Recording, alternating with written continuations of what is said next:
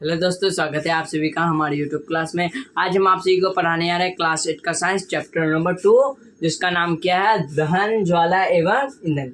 Chapter का नाम क्या है, दहन, ज्वाला एवं ईंधन, इंग्लिश में कम्बशन, फ्लेम एंड फ्यूज। उसके बारे में पढ़ाने आ रहे हैं। इससे पिछले वाले वीडियो में हम पढ़ा चुके हैं दहन के बारे में, और आज हम आप सभी को पढ़ाने आ रहे हैं ज्वाला के बारे में।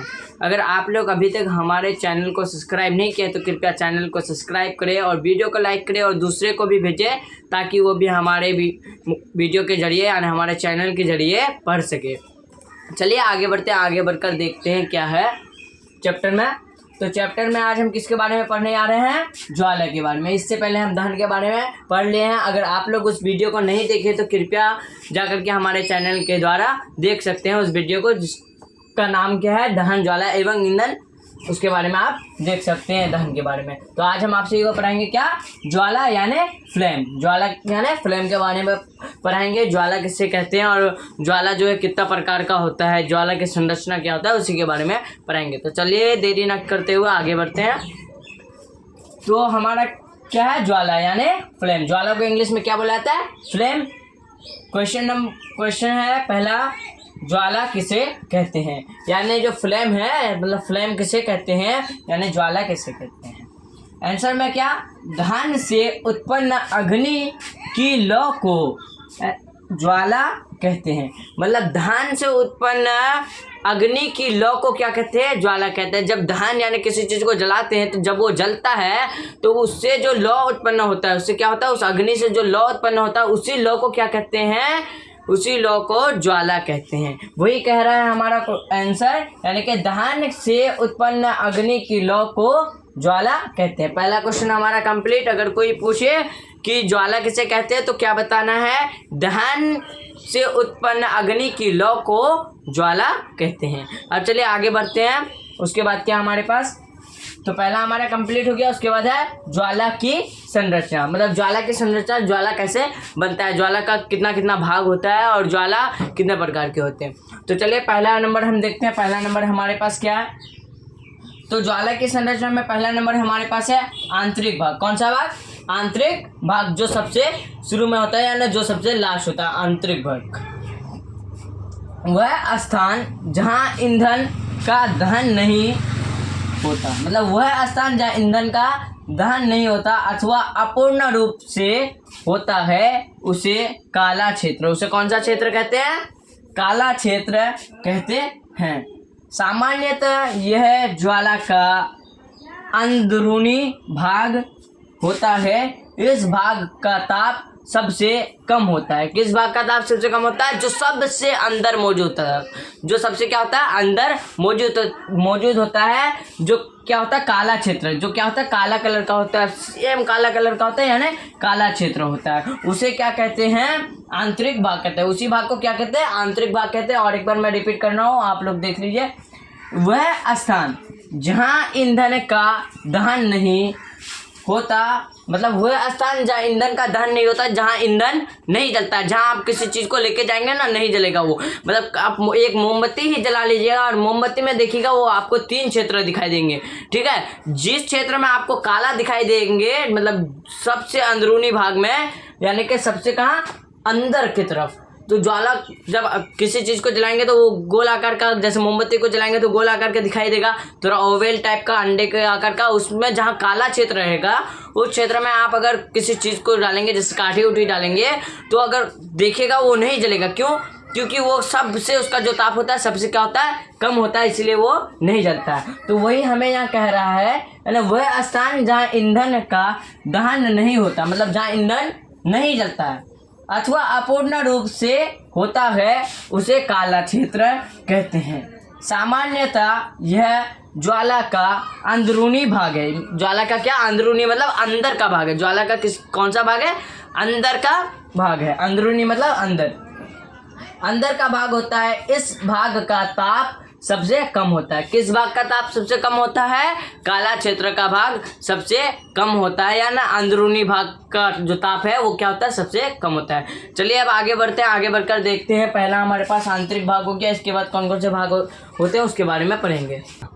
दूसरा नंबर हमारे पास क्या है, दूसरा नंबर देखते हैं। तो दूसरा नंबर हमारे पास क्या है, मध्य भाग, मतलब उसके बीच का भाग। किसका, मतलब ज्वाला का बीच का भाग यानी मध्य भाग।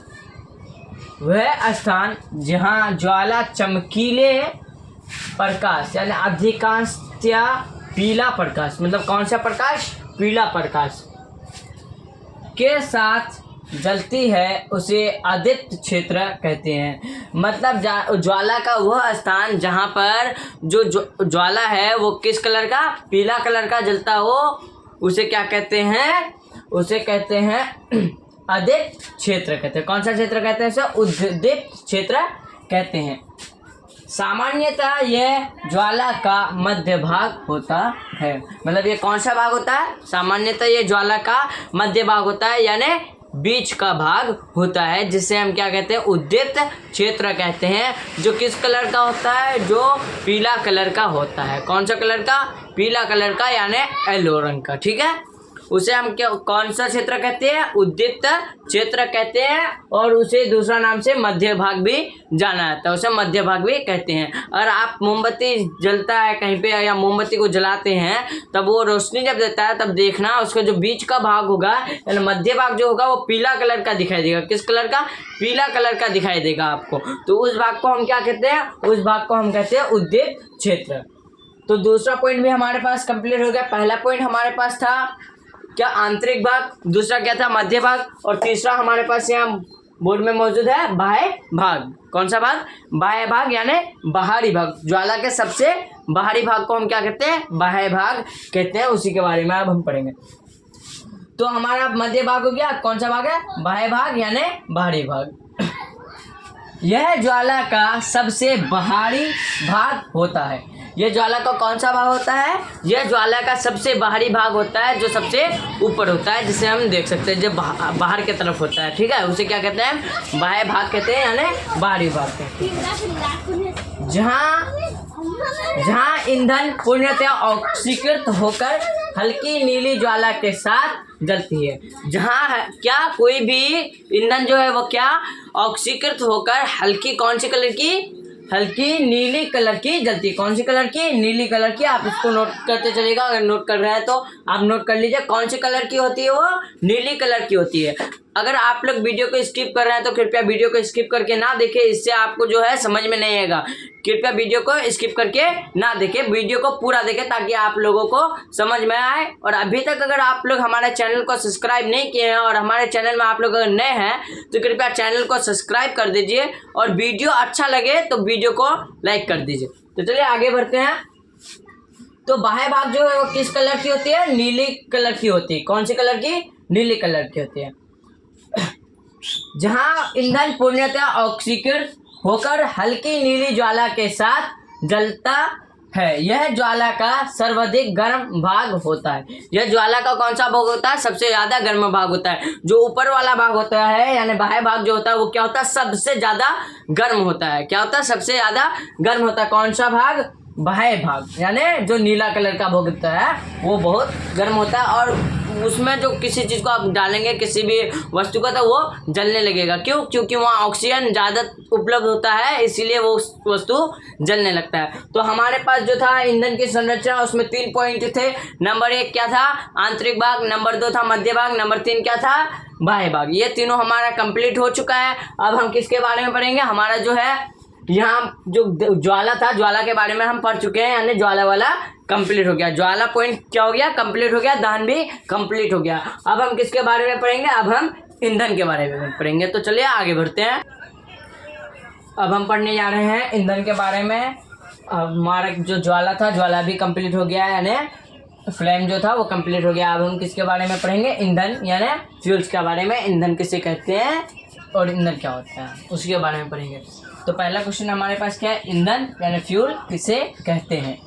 क्या बोल रहा है क्वेश्चन, ईंधन किसे कहते हैं। आंसर में हमारे पास क्या है, वे पदार्थ जो जलने पर बिना अनैच्छिक पदार्थ। कौन सा पदार्थ, बिना अनैच्छिक पदार्थ। कोई आंसर क्या बोल रहा है, मतलब वैसा पदार्थ जो जलने पर बिना अनैच्छिक पदार्थ। अब अनैच्छिक पदार्थ क्या होता है, कुछ नहीं। अनैच्छिक पदार्थ क्या होता है? जैसे धुआं, धुआं कौन सा पदार्थ हो गया? अनैच्छिक पदार्थ हो गया।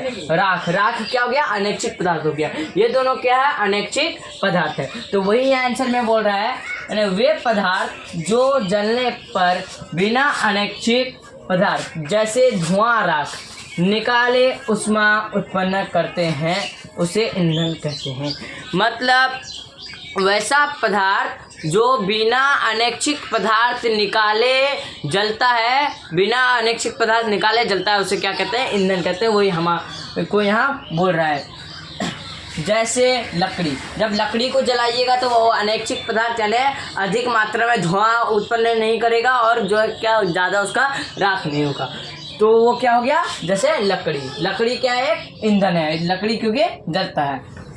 कोयला, एलपीजी गैस, एलपीजी गैस तो आप लोग जानते हैं जो घरों में इस्तेमाल किया जाता है, आदि जितने सारे पदार्थ हैं जो जल जाता है वो क्या होते हैं? ईंधन होते हैं। दूसरी भाषा में हर एक जलने वाला पदार्थ जो जलकर उष्मा ऊर्जा देता है, मतलब जो जलकर क्या देता है? उष्मा और ऊर्जा देता है। उष्मा मतलब क्या? हीट, और ऊर्जा उष्मा मतलब क्या होता है? हीट, और ऊर्जा मतलब क्या होता है?